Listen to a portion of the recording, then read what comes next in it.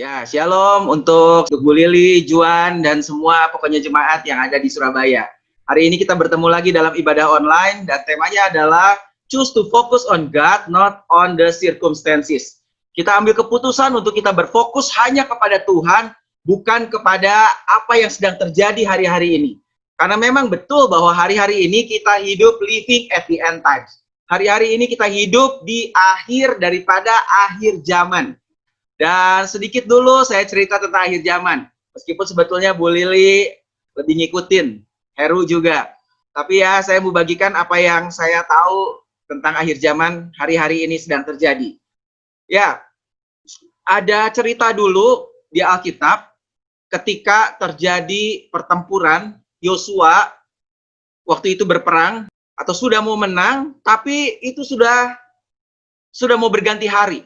Jadi kemudian Yosua berdoa, dia minta untuk Tuhan menghentikan matahari dan bulan. Dan itu ditulis di dalam Yosua 10 ayat 13. Dan apa yang terjadi? Maka berhentilah matahari dan bulan pun tidak bergerak. Sampai bangsa itu membalaskan dendam kepada musuhnya. Bukankah hal ini telah tertulis dalam kitab orang jujur? Matahari tidak bergerak di tengah langit dan lambat-lambat terbenam kira-kira sehari penuh. Ayat 14, belum pernah ada hari seperti itu, baik dahulu maupun kemudian, bahwa Tuhan mendengarkan permohonan seorang manusia secara demikian. Sebab yang berperang untuk orang Israel ialah Tuhan. Jadi ada satu berkat yang kita bisa ambil di sini, bahwa di hari-hari yang sulit ini, percayalah bahwa Tuhan tetap mendengarkan setiap doa kita. Amin. Dan ketika Yosua berdoa, Tuhan juga menjawab, mendengar dan menjawab doa Yosua. Meskipun itu sesuatu yang sepertinya mustahil. Kenapa? Minta supaya matahari dan bulan berhenti. Dan ketika matahari dan bulan berhenti, dipercaya mungkin itu terjadi gerhana. Dan apa yang terjadi ini juga ditulis di kitab Habakuk. Dan orang Israel mereka percaya tentang hal ini. Matahari, bulan berhenti di tempat kediamannya. Karena cahaya anak-anak panahmu yang melayang maju, karena kilauan tombakmu yang berkilat. Dalam kegeraman engkau melangkah melintasi bumi. Dalam murka engkau menggasak bangsa-bangsa. Engkau berjalan maju untuk menyelamatkan umatmu, untuk menyelamatkan orang yang kau urapi. Jadi apa yang terjadi ketika matahari dan bulan berhenti? Disitulah sepertinya Tuhan sedang turun tangan. Dan Tuhan turun tangan untuk apa? Dikatakan di situ Tuhan turun tangan untuk menyelamatkan umatnya, untuk menyelamatkan orang yang kau urapi. Hari ini kita tahu adalah kita orang benar, kita anak Tuhan, dan Tuhan akan selalu menolong kita juga. Dan ini yang terjadi. Jadi ketika ada matahari dan bulan berhenti, waktu Yosua Tuhan menolong. Di kitab Habakuk dibilang apa? Tuhan yang turun sendiri, menggasak bangsa-bangsa. Dan itulah yang terjadi. Dan tahukah saudara, tahun ini ada gerhana matahari yang terjadi tanggal 21 Juni. Dan gerhana matahari ini begitu luar biasa. Kenapa? Ini gerhana matahari yang begitu langka, rare katanya. Rare ring of fire. Gerhana matahari itu sebetulnya ada 3 jenis. Biasanya kita cuma tahu ada gerhana matahari sebagian dan gerhana matahari total. Tapi sebetulnya ada satu lagi jenis gerhana matahari yang begitu langka. Itulah yang disebut dengan annular. Bahasa Inggrisnya itu, annular.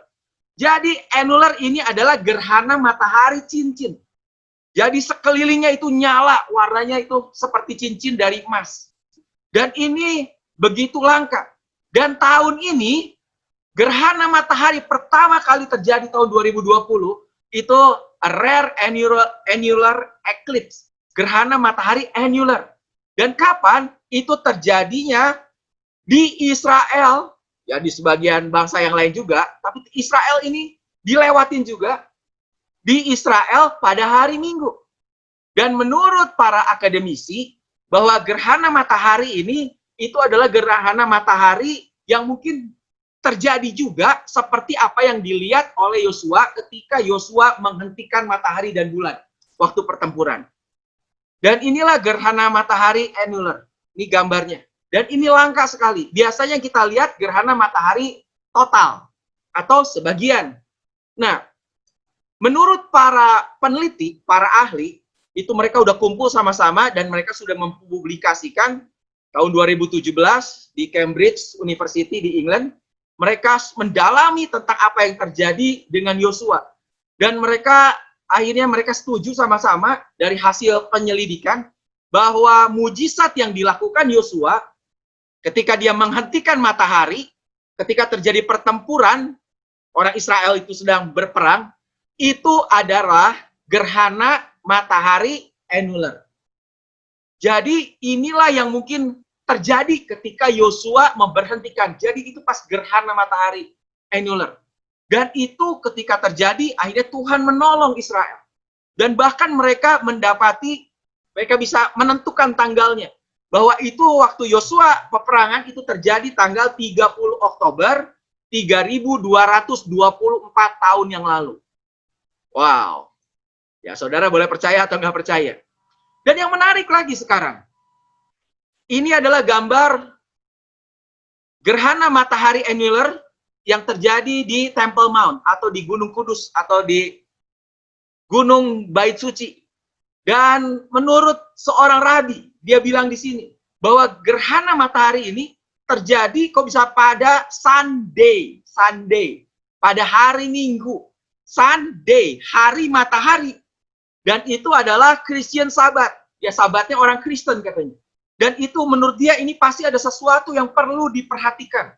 Karena apa? Ini sesuatu yang langka, jarang sekali terjadi. Dan itu juga kalau tadi dibilang bahwa gerhana matahari annular itu biasanya adalah pertolongan Tuhan datang. Seperti nubuatan di Habakuk juga. Dan yang terjadi di Yosua. Jadi apa? Mereka bilang apa? Lihat, hati-hati dengan semua musuh-musuh, tanda kutip, orang-orang Israel. Kenapa? Tuhan pasti akan turun tangan di tahun 2020 ini. Dengan adanya tanda dari gerhana matahari ini. Dan inilah gambarnya, gerhana mataharinya, dan wah, bagus sekali ya ini gambarnya ya. Dan dibilang di sini, makanya ada sesuatu yang terjadi sangat luar biasa. Bukan cuma itu. Ini juga terjadi, dibilang the June solstice and an annular solar eclipse. Apa itu solstice? Ini sedikit, nah, saudara lihat, bahwa bumi itu mengelilingi matahari sesuai dengan orbitnya. Mengelilingi matahari. Dan ternyata bumi mengelilingi matahari itu bukan bulat, tapi lonjong, eclipse. Gitu. Jadi ada waktu-waktu di mana bumi itu dekat dengan matahari, ada waktu-waktu di mana bumi itu jauh dengan matahari. Ketika bumi dekat dengan matahari, itulah disebut dengan equinox. Dan ketika bumi terjauh dengan matahari, itulah yang disebut dengan solstice. Nah, ada dua equinox berarti dan ada dua solstice. Karena ini lintasannya adalah lintasan oval. Nah, ini disebut solstice yang pertama itu 21 Juni. Ini disebut summer solstice. Kenapa? Karena buminya miring ke kanan, itu yang daerah belahan sebelah utara lebih banyak kena matahari. Jadi ini musim panas. Banyaknya 21 Juni biasanya musim panas. Tapi itu bumi sebetulnya paling jauh dari matahari. Dan juga 22 Desember. Sedangkan equinox itu 21 Maret dan 23 September. Dan saudara tadi tahu, kapan gerhana ini terjadi? 21 Juni. Wow, kok bisa pas ya? Berarti pas bumi itu terjadi solstice. Pas paling jauh. Dan terjadi gerhana. Dan saya yakin itu nggak kebetulan. Dan apa efeknya daripada ini? Efeknya daripada solstice itu adalah hari itu panjang. Kenapa? Karena hampir seluruh belahan bumi ini kena sorotan sinar matahari. Nah, tahukah saudara the longest day of the year? Hari terpanjang dalam satu tahun itu kapan? Hari terpanjang dalam satu tahun, dalam tahun itu adalah tanggal 21 Juni. Dan 21 Juni itu kemarin itu terjadi gerhana matahari annular. Di Israel juga. Jadi ini adalah sesuatu yang sangat luar biasa. Dan itu mungkin berdampak sesuatu. Makanya kita harus perhatikan. Tuhan pasti sedang lakukan sesuatu atas Israel. Dan apalagi yang terjadi? Sesuatu yang lebih luar biasa lagi. Kita lihat satu klip. Alan, I just wanted to share it with you. Now, this says, never seen this before ever. Triple rainbow that appeared in Israel yesterday. Wow, look at that, you guys. Isn't that beautiful? Ada triple rainbow. Ada 3 pelangi. Saya pernah lihat 2 pelangi. 3 pelangi saya nggak pernah lihat. Dan ini terjadi 3 pelangi. Kapan itu? Inilah beritanya. Triple rainbow in Israel yesterday. Wow, have you seen this? Apakah engkau lihat ini? Kemarin katanya was the first annular eclipse in Israel since 1948. Jadi ini adalah pertama kali annular eclipse sejak tahun 1948. Jadi tahun 1948 itu juga terjadi eclipse annular eclipse di Israel. Dan itu kapan? 1948 adalah ketika Israel merdeka. Jadi saudara bisa lihat apa yang terjadi. Makanya annular eclipse ini adalah sesuatu yang langka, dan buat orang Israel ini adalah sesuatu simbol dari pertolongan Tuhan. Karena pernah terjadi waktu zaman Yosua, sudah dinubuatkan di Habakuk, dan itu terjadi tahun 1948 ketika Israel merdeka, dan tahun 2020 ini terjadi lagi. Dan setelah itu bukan cuma itu, karena apa? Besoknya terjadi ada triple rainbow, ada 3 pelangi. Makanya dibilang ini di bawah, this took place after the eclipse. Ini terjadi setelah eclipse katanya. Makanya mereka percaya the Father is about to turn his attention to Israel. Ini pasti Bapa di surga lagi punya rencana sesuatu buat Israel. Sesuatu yang luar biasa. Wow. Dan apa yang sedang terjadi di Israel? 2020 ini bukan tahun sembarangan. 2020 ini memang ada COVID ya. Tapi ada sesuatu dari rencana Tuhan atas Israel. Dan apa yang sedang terjadi? Nah, saya mau bahas sedikit tentang the Third Temple and the New World Order. Tentang bait suci ketiga dan pemerintahan dunia yang baru. Kenapa? Kita tahu sama-sama di akhir zaman akan ada sesuatu, yaitu bait suci ketiga akan dibangun. Dan nanti siapa yang membangun? Itu adalah Mesias buat orang Israel. Tapi kita tahu itu adalah Mesias palsu, yaitu Antikris. Dan dialah yang akan membangun bait suci ketiga.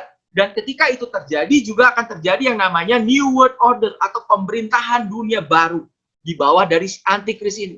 Dan sekarang ini sedang ke arah situ sedang terjadi. Dan saya pernah cerita juga, pernah khotbah, diperkirakan Jared Kushner, the Jewish Antichrist. Ya, apakah betul? Masih tanda tanya di situ. Apakah betul Jared Kushner itulah Antikrisnya? Sedikit tentang dia punya gedung 666 di New York, dan dia adalah menantu dari Presiden Donald Trump. Dia juga adalah senior advisor, penasehat senior, dan dia adalah seorang Yahudi yang begitu taat, dan dia percaya tentang apa nubuatan-nubuatan tentang Mesias akhir zaman dan ini dan itu. Dan dia berusaha juga untuk menggenapi semuanya itu.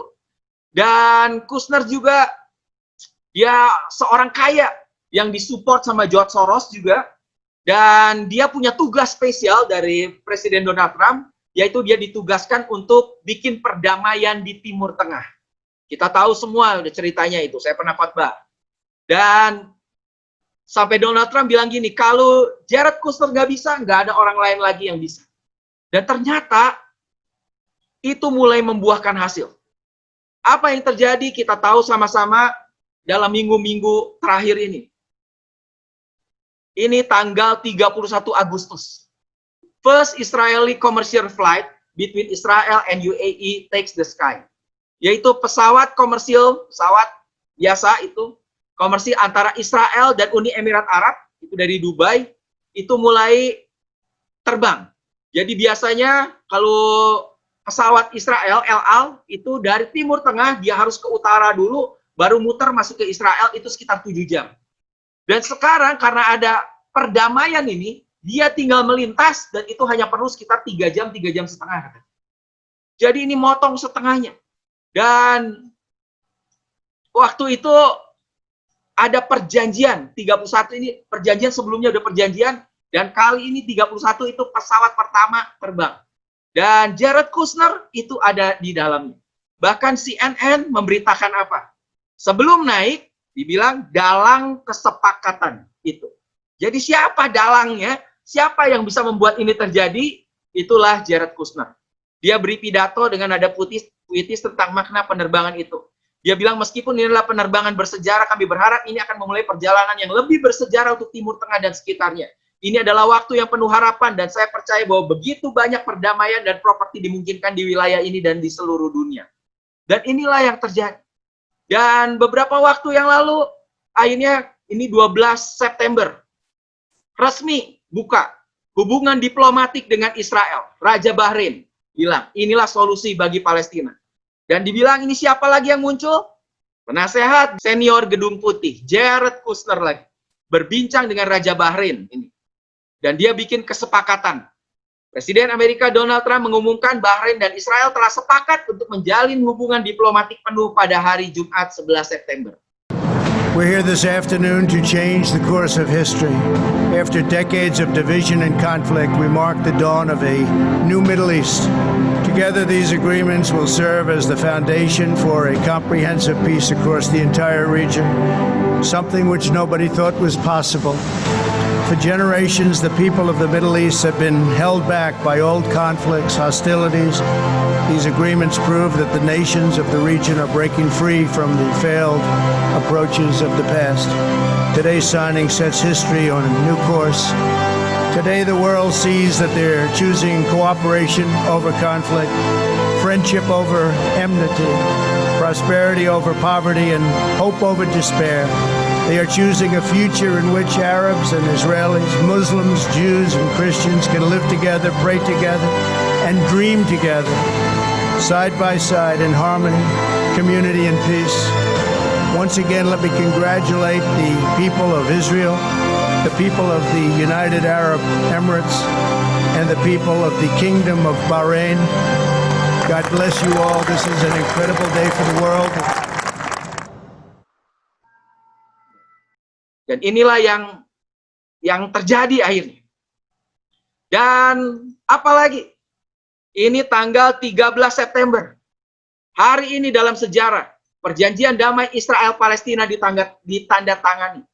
Setelah permusuhan berdarah selama beberapa dekade, perwakilan Israel dan Palestina bertemu di halaman selatan Gedung Putih dan menandatangani kerangka kerja untuk perdamaian. Memang belum perdamaian betul-betul, tapi sudah ditandatangani kerangka kerjanya. Deklarasi prinsip, ini adalah kesepakatan pertama antara Israel dan Palestina untuk mengakhiri konflik mereka dan berbagi tanah suci antara Sungai Yordan dan Laut Mediterania yang mereka klaim sebagai tanah air mereka. Dan kita lihat sedikit klipnya tentang Jared Kushner. Who is the true mastermind behind this entire Siapa dalangnya process? untuk proses perdamaian Timur Tengah? Jared Kushner. In fact, he says that he has been working on this entire thing for quite some time. What you saw yesterday was the first peace deal in the Middle East in the last 26 years. I've been working on this very closely with President Trump over the last 3.5 years. It took a lot to get to this point, but this is a dramatic breakthrough that will make the Middle East safer. There have been many efforts to bring about this sort of peace and agreement with the Israeli region, but somehow Kushner pulled it off. And some would agree that only Kushner could have pulled it off. In fact, that's what Trump said. If you can't produce peace in the Middle East, nobody can.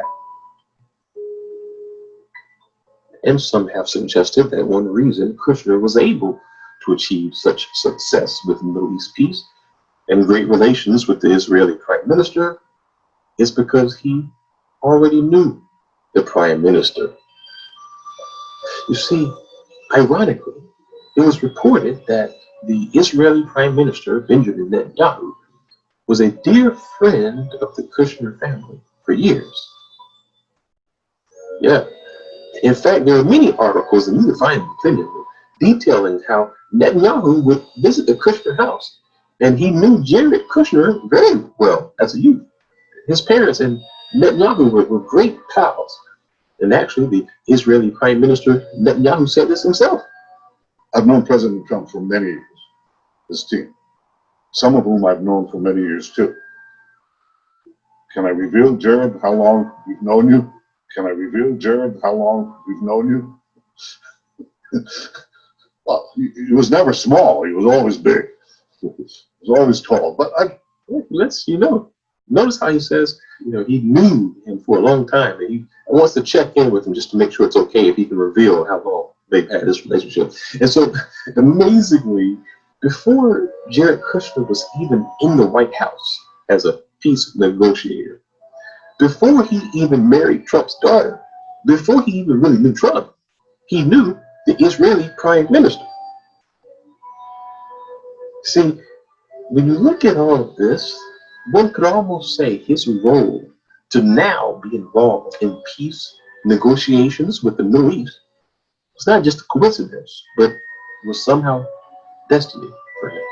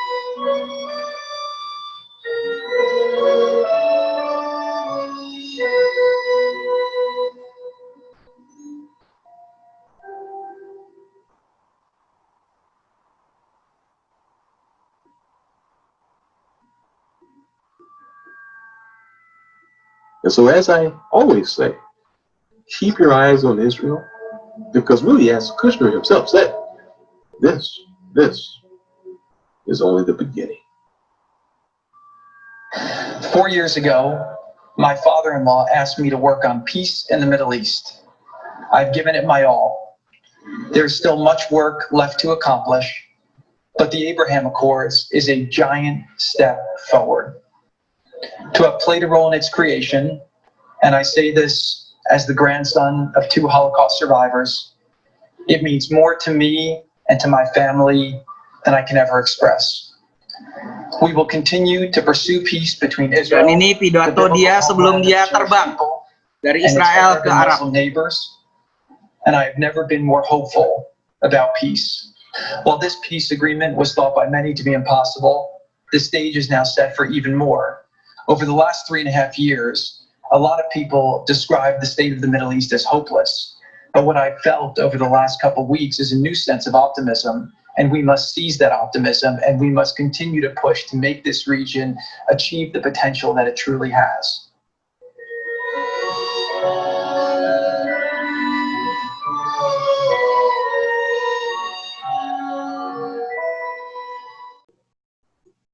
Ya, kita balik lagi ya.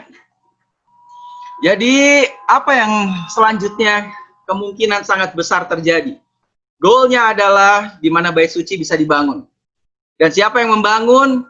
Tadi dikatakan itu adalah Mesias palsu. Kita tahu sama-sama bahwa Mesias yang asli itu adalah Kristus sendiri. Yesus Kristus. Tapi buat orang Israel, Yesus Kristus itu bukan Mesias. Dan mereka masih menunggu Mesias untuk datang. Dan justru Mesias yang akan datang ini, itulah yang dianggap Mesias oleh bangsa Israel, sebetulnya dia adalah antikris. Dan akankah antikris itu akan segera muncul? Ya, kita akan lihat.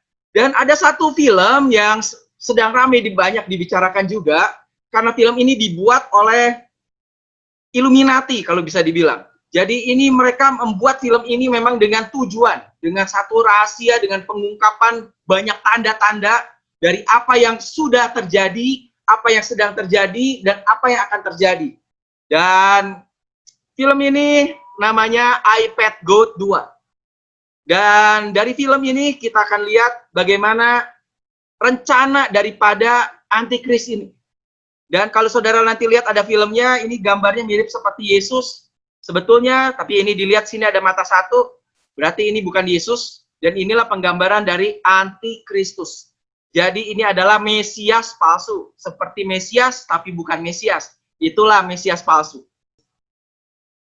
Dan saudara tahu bahwa coronavirus itu juga sudah sudah direncanakan bertahun-tahun sebelumnya oleh Illuminati ini.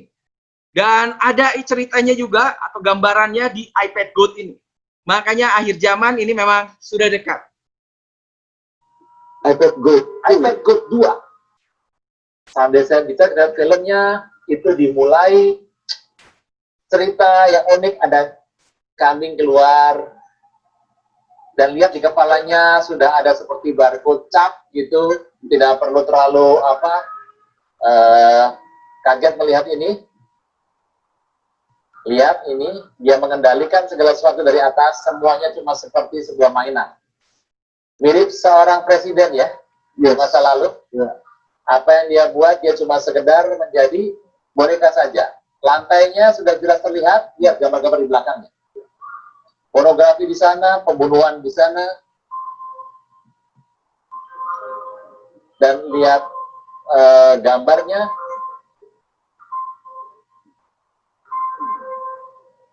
Ya.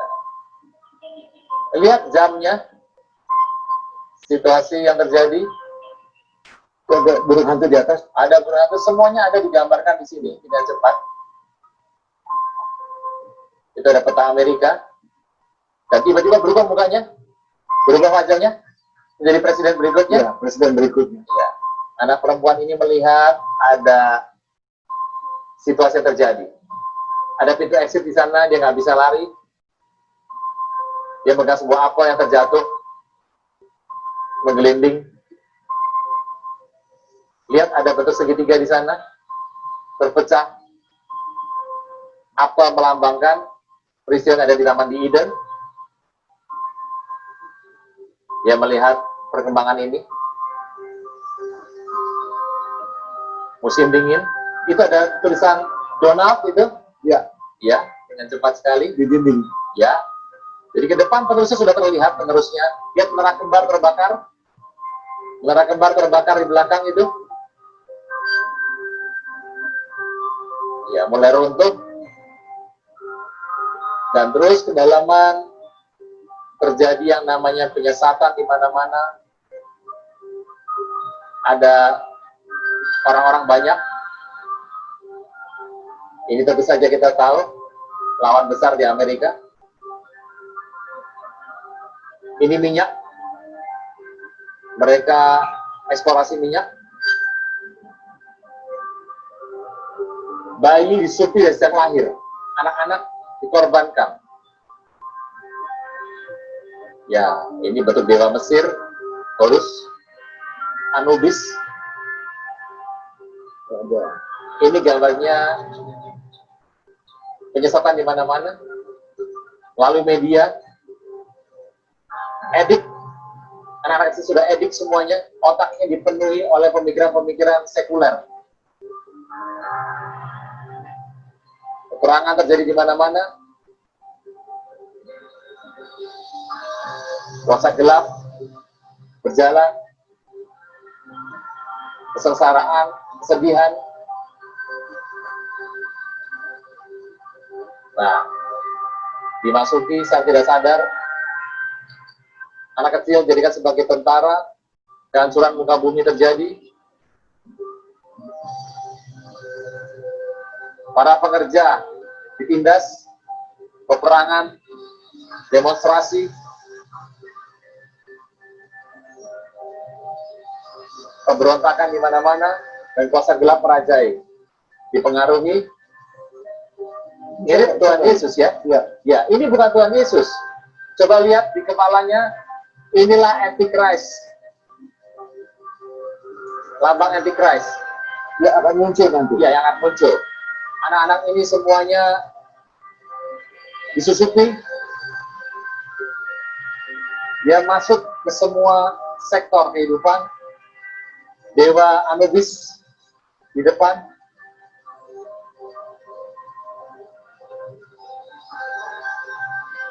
Semua bentuk dewa yang ada di muka bumi ini.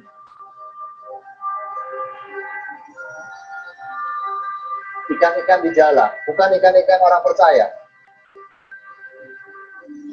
Lihat tangan sorga, Ini adalah bentuk pornografi yang terjadi. Kalau Anda mundur sebentar tadi, pornografi dunia yang merajalela. Dari usia muda sampai usia tua,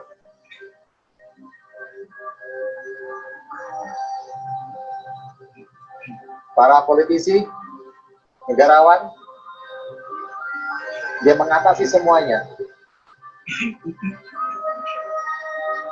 Media dipakai untuk menghancurkan anak-anak muda tanpa isi kepala lagi, hanya menjadi robot seperti patung.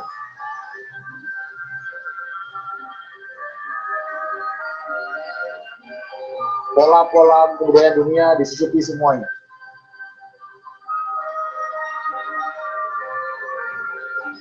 Tarian-tarian dari kuasa gelap,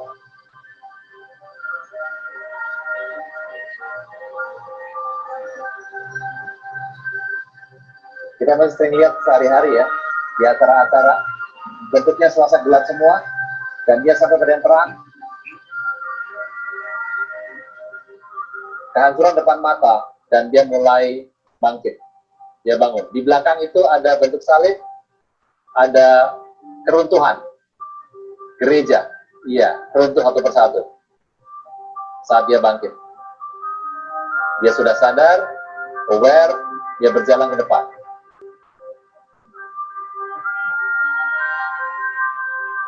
Itu dunia di belakang, semuanya, dalam perkelaman. Masa depan, dia menyongsong masa depan. Lihat, itu adalah bentuk bencana alam, ya, piramid ada juga, bencana alam di masa depan.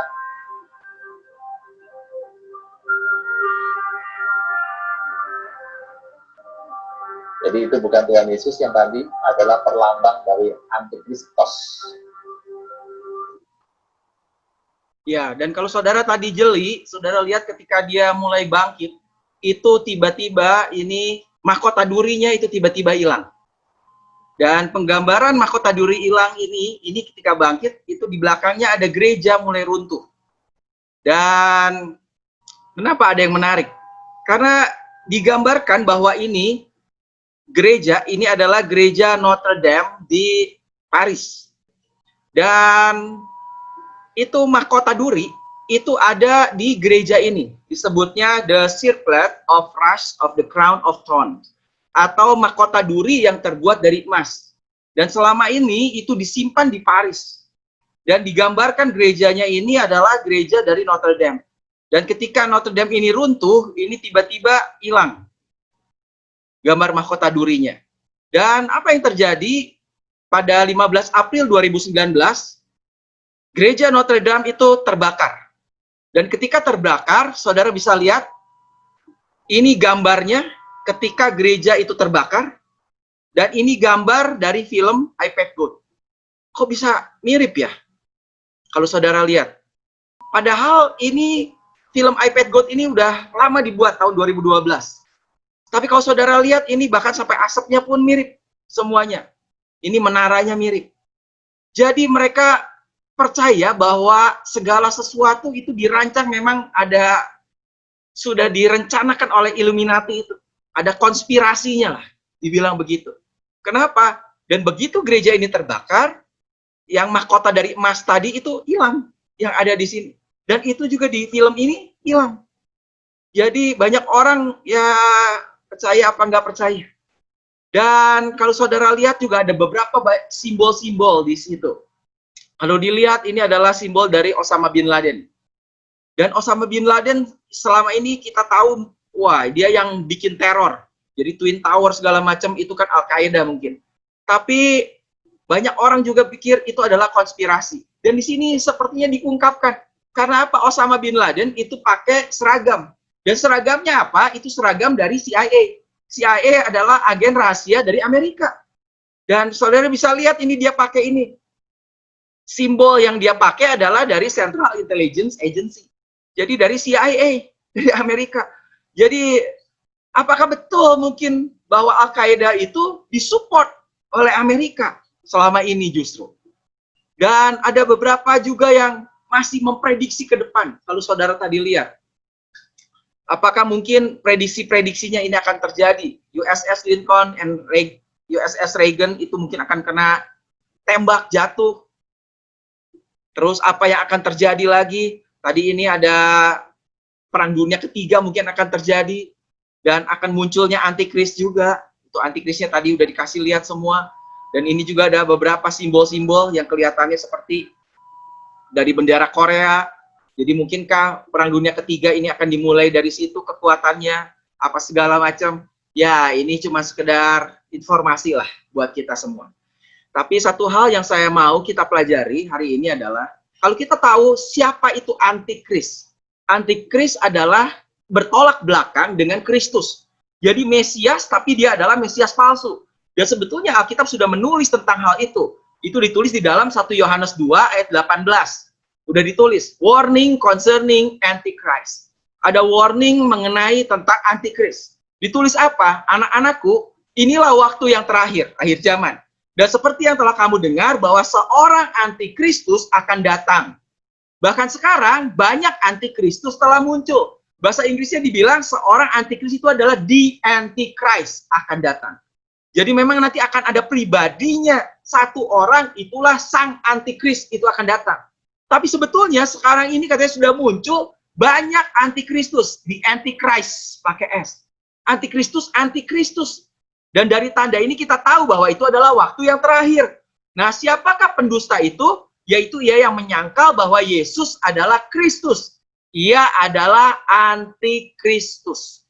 Nah, jelas sekali. Siapa antikristus? Antikristus itu adalah yang menyangkal bahwa Yesus adalah Kristus. Jadi yang menyangkal bahwa Yesus adalah Tuhan, Yesus adalah Mesias, itulah antikristus. Dan banyak hari ini muncul roh-roh antikristus yang begitu begitu menyangkal bahwa Yesus bukan Tuhan. Dan yang menyangkal baik bapa maupun anak. Setiap orang yang menyangkal putra, ia tidak memiliki bapa. Tetapi orang yang mengakui putra, ia juga memiliki bapa. Dan di 1 Yohanes 4, tadi 1 Yohanes 2, 1 Yohanes 4 ayat 2-5 dikatakan begini. Dengan ini kamu mengetahui roh Elohim, roh Tuhan. Setiap roh yang mengaku bahwa Yesus Kristus telah datang sebagai manusia, ia berasal dari Elohim. Jadi sebaliknya, kalau tadi siapa antikristus, itu adalah yang menyangkal Yesus adalah Tuhan. Yesus adalah Kristus. Sebaliknya, roh yang mengaku bahwa Yesus Kristus telah datang sebagai manusia, dia adalah Tuhan tapi sudah menjelma jadi manusia, itu justru berasal dari Tuhan. Dan setiap roh yang tidak mengaku bahwa Yesus Kristus telah datang sebagai manusia, ia tidak berasal dari Elohim. Dan diulang lagi, dan itulah antikristus. Yang telah kamu dengar bahwa ia sedang datang, dan sekarang pun ia sudah ada di dalam dunia, rohnya. Pribadinya belum, rohnya sudah ada. Nah, ini yang penting. Di tengah itu semua yang Tuhan mau adalah kita jangan takut. Kenapa? Kamu berasal dari Tuhan, kamu berasal dari Elohim, anak-anakku, dan kamu telah mengalahkan mereka. Siapa yang tidak percaya Yesus itu kalah sebetulnya dibanding kita. Sebab roh yang ada di dalam kamu jauh lebih besar daripada roh yang ada di dalam dunia ini. Amin. Dan ayat yang kelima ini perhatikan. Ini ayat kuncinya. Saudara perlu tahu, lihat. Mereka berasal dari dunia. Karena itu mereka berbicara tentang dunia. Karena mereka berasal dari dunia, mereka berbicara tentang dunia. Dan dunia juga mendengar mereka. Siapa? Roh antikris itu. Karena mereka roh antikris berasal dari dunia, mereka berbicara tentang dunia, dan dunia mau mendengar mereka. Nah, sebaliknya hari ini kita perlu tahu bahwa kita bertolak belakang dengan roh antikristus. Karena yang ada di dalam kita hari ini adalah roh Kristus. Kalau roh antikristus berbicara tentang dunia, dan dunia mendengar mereka, karena ini mereka berasal dari dunia. Sebaliknya, roh Kristus, kita harusnya tidak bicara tentang dunia. Kenapa? Karena kita bukan berasal dari dunia. Dan memang dunia mungkin kamu dengar kita. Tapi kuncinya hari ini apa? Coba saudara introspeksi, apa yang sedang kita bicarakan hari ini? Kalau saudara sedang berbicara tentang dunia, roh antikristus itu sedang berbicara tentang dunia. Hari ini saya mau mengajarkan kita, Kita bertolak belakang karena kita punya Roh Kristus. Hari ini harusnya kita berbicara tentang Kristus. Makanya saudara perlu tahu, Christianity is not a religion. Kekristenan itu tidak hanya sekedar agama, but it's a relationship with God through Christ. Tapi kekristenan itu adalah sebuah hubungan dengan Tuhan melalui Kristus. Jadi hari ini kita harus lebih lagi sadar, percaya, cari sesuatu tentang Kristus. Bukan dengar tentang dunia yang disampaikan oleh roh-roh antikristus. Apa yang sedang terjadi di dunia, kalau kita mendengar itu, apa yang terjadi? Kita akan mulai takut. Kita akan mulai gemetar, kita akan mulai bingung, akan panik mungkin. Tapi yang Tuhan mau adalah kita punya Roh Kristus. Makanya fokus hidup kita adalah fokus on Jesus, on Christ. Not your circumstances. Siapa Yesus? Yesus adalah pribadi, dialah seseorang. Jadi fokus kita pada seseorang, bukan pada sesuatu yang sedang terjadi di dunia. Yang kita bicarakan bukan tentang dunia. Yang kita bicarakan adalah tentang Kristus, bukan tentang dunia. Makanya Paulus, dia bilang apa di 1 Korintus 2? Sebab aku memutuskan untuk tidak mengetahui apapun di antara kamu selain mengenai Kristus Yesus, yaitu ia yang disalibkan. Wow, saya yakin Paulus sama sekali nggak mau gosip tuh. Kenapa? Yang dia mau tahu adalah fokusnya dia adalah dia hanya mau tahu tentang Kristus. Itulah fokus dia. Makanya ada satu quotes yang saya tulis, life is not about something happen. Dalam hidup ini, kehidupan itu bukan tentang apa yang terjadi. Bukan apa yang sedang terjadi di dunia ini. Bukan sedang apa yang terjadi, ya kita alami juga. Tapi kehidupan itu adalah tentang someone who makes that happen. Tapi kehidupan itu adalah tentang seseorang yang membuat sesuatu itu bisa terjadi. Jadi siapa itu? Fokusnya kita siapa? Bukan pada apa. Makanya fokus kita don't focus on the problem. Focus on who has the solution. Jangan fokus pada masalah, tapi fokuslah pada seseorang, pada dia yang punya solusi atas masalah. Bahkan dia yang mungkin bisa membuat segala sesuatu terjadi di dunia ini, kata dia yang punya otoritas. Itulah makanya. Dan keep your focus on where your help come from. Makanya tetaplah berfokus pada dari mana pertolongan kita datang. Yaitu dari mana? Dari Yesus. Ya, saya mungkin ada saudara yang belum nonton juga khotbah saya yang terakhir itu. Saudara bisa masuk, tulis The Book of Job, Samuel Laswardi. Dan saudara bisa dengarkan kembali ini dari The Book of Job. Bagaimana Ayub itu selalu bertanya, why? Kenapa why? Orang banyak bertanya tentang why. Tapi kehidupan ini sebetulnya bukan tentang mengapa. Tapi kehidupan ini adalah sebetulnya tentang siapa. Tentang siapa, tentang pribadi, tentang Kristus. Itulah fokus kita. Jangan salah fokus. Dan you may not understand God's way. Memang mungkin kita nggak ngerti caranya atau jalannya Tuhan. But you can always trust His heart. Tapi yang Tuhan mau adalah kita percaya hatinya. Kalau begitu besar kasih-Nya atas dunia ini, kita percaya kasih Tuhan begitu besar. Kita percaya apa kesetiaan-Nya atas hidup kita. Kita percaya bahwa kalau saya mengasihi anak saya akan menolong, melindungi. Begitu juga dengan Bapa di surga. Dia akan melakukan hal yang lebih luar biasa lagi. Meskipun kita nggak ngerti. Kadang kita nggak ngerti kenapa ya. Tetap percaya bahwa Tuhan adalah Tuhan yang baik. God is good all the time. All the time God is good.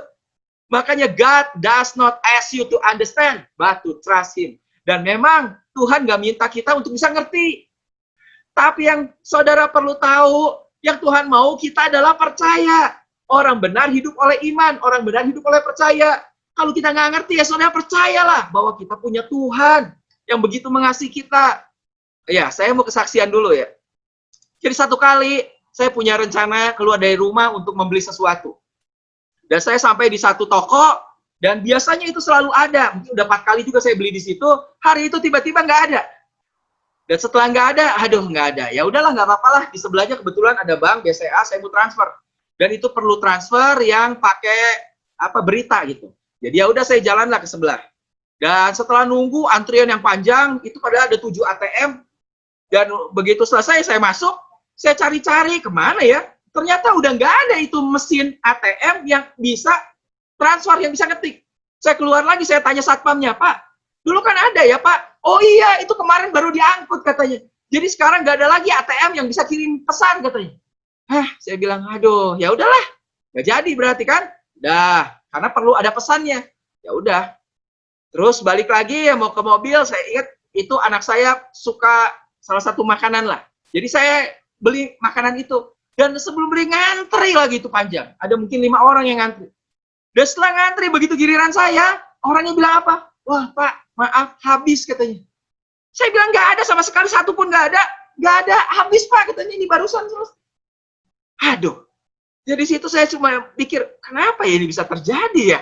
Kok hari ini kok kayak sepertinya semua kacau ya? Kenapa? Mau beli sesuatu, biasanya ada, ini nggak ada. Mau transfer, biasanya ada, baru kemarin diangkut mesinnya. Katanya. Udah mau beli, ngantri, giliran saya begitu mau beli, habis katanya makanannya. Aduh, dan ada, kemudian ya udah, saya naik mobil, kemudian ada satu tempat lagi, yaitu beli makanan tuh. Sebelumnya udah telepon dari rumah, istri saya udah pesen. Kenapa? Saya dapat voucher 300.000 dari kartu Citibank, jadi bisa dipakai.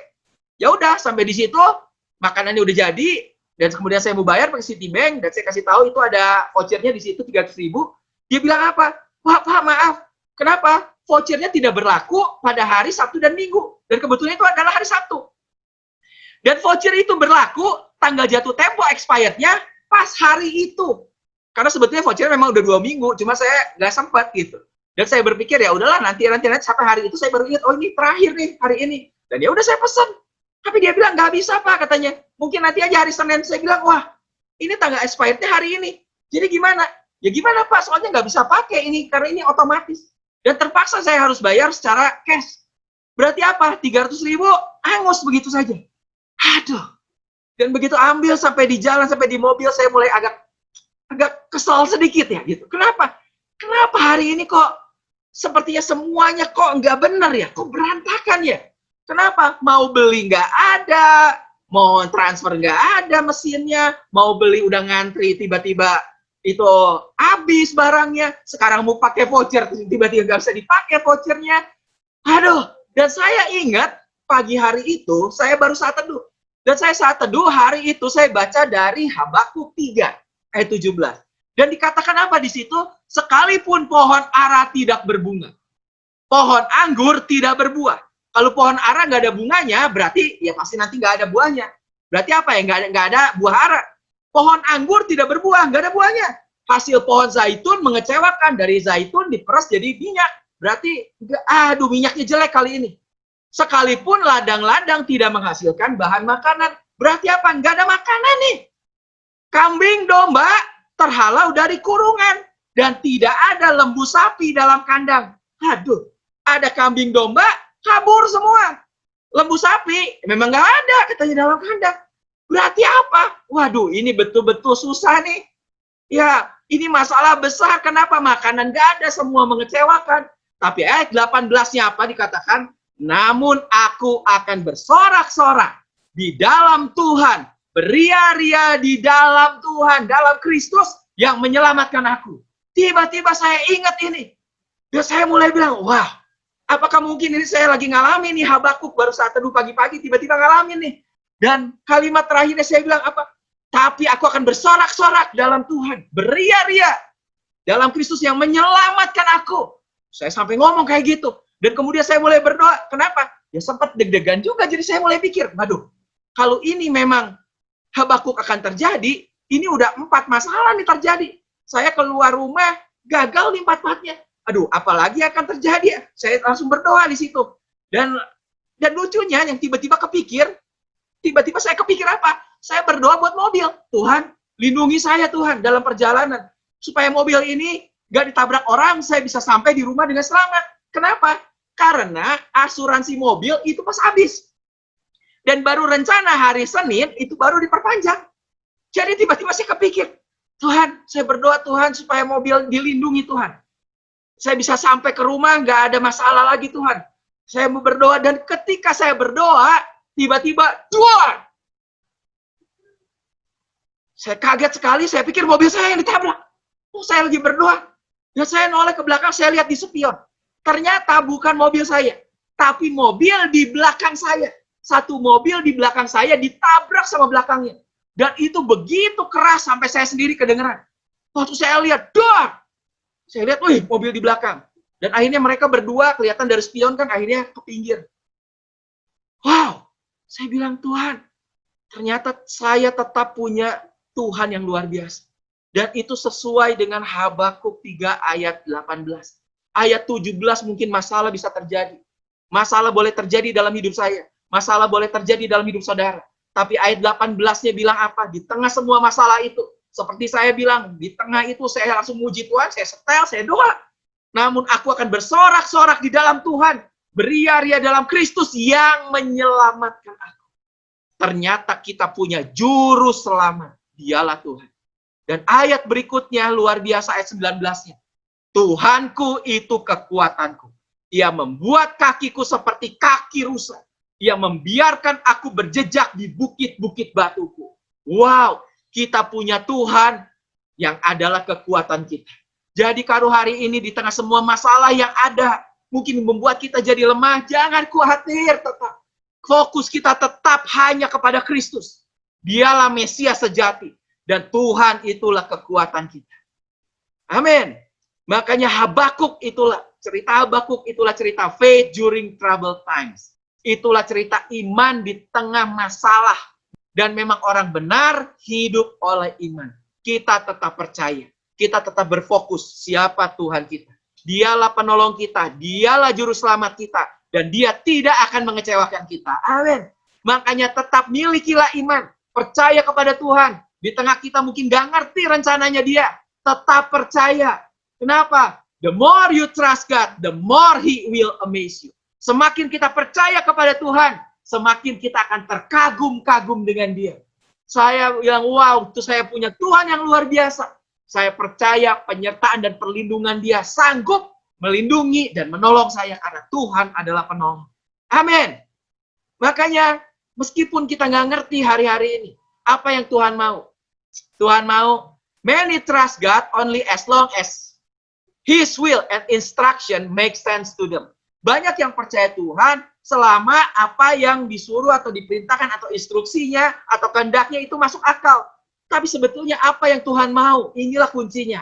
Yang Tuhan mau adalah Amsal 3 ayat 5 dan 6. Dikatakan apa? Kita percaya, kita punya iman itu seperti apa? Trust in the Lord with all your heart. Percayalah kepada Tuhan dengan segenap hati kita. Dan jangan bersandar pada pengertian kita. Jangan kita punya pengertian kita, jangan jangan bersandar pada apa yang dunia katakan.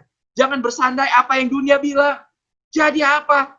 Kita fokus saja kepada Tuhan aja. Percaya penuh, itulah iman.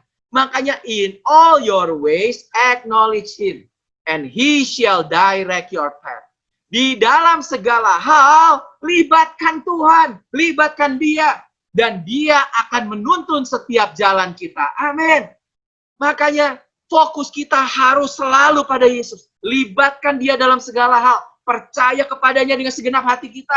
Jangan kita terombang-ambing dengan apa yang sedang terjadi di dunia. Percaya penuh. Siapa Tuhan kita? Kita perlu tahu. Efesus 3 ayat 20 bilang siapa Tuhan kita? Dialah yang dapat melakukan jauh lebih banyak daripada apa yang kita doakan atau pikirkan. Seperti yang ternyata dari kuasa yang bekerja di dalam kita. Bahkan kuasanya ada di dalam kita. Dia bisa melakukan yang jauh lebih, exceedingly, abundantly, above all. Wow, percayalah. Kita punya Tuhan yang luar biasa. Dan Tuhan memang datang hanya untuk memberikan kepada kita hidup yang berkelimpahan. Pencuri datang untuk mencuri, membunuh, dan membinasakan. Tapi kita punya Tuhan yang berbeda. Antikris datang mungkin juga sepertinya baik. Tapi apa? Dia punya tujuan pasti untuk mencuri, membunuh, dan membinasakan. Tapi kita punya Tuhan yang Mesias asli. Tuhan kita adalah Tuhan yang memberikan abundant life. Hidup berkelimpahan dalam hidup kita. Amin. Terakhir, makanya kita hidup di dalam God's grace. We are living life by God's grace. Kita hidup di dalam kasih karunia Tuhan. Dan percayalah, the will of God will never take you where the grace of God will not protect you. Percayalah bahwa rencana Tuhan tidak akan membawa kita ke tempat di mana kasih karunia Tuhan tidak bisa melindungi kita. Saya percaya, kita semua, saudara dan saya, dilindungi, dipenuhi oleh kasih karunia Tuhan. Kita semua orang yang percaya, kita ada di dalam kasih karunia-Nya yang berlimpah-limpah. Dan kasih karunia-Nya itulah yang akan melindungi kita kemanapun kita pergi. Di tengah dunia yang bergejolak, di tengah dunia yang menakutkan, di tengah dunia yang akhir zaman itu. Tapi fokus kita hanya pada Kristus. The real Messiah, Mesias yang asli. Amin. Mari kita berdoa. Terima kasih Tuhan Yesus. Kami tahu Tuhan Yesus Kau adalah Mesias. Juru selamat, penebus kami. Karena Engkau adalah juru selamat. Engkau sanggup untuk menolong, menyelamatkan kami. Melindungi kami. Dimanapun, di kapanpun juga. Dimanapun kami berada, kami percaya. Perlindungan-Mu selalu ada atas kami. Itulah sebabnya biarlah fokus kami hidup hanya pada Engkau. Kristus, Engkaulah segalanya. Terima kasih Tuhan Yesus. Biar firman ini jadi kekuatan bagi kami. Di dalam nama Tuhan Yesus kami berdoa. Amin. Sekali lagi, Tuhan Yesus memberkati saudara. Amin.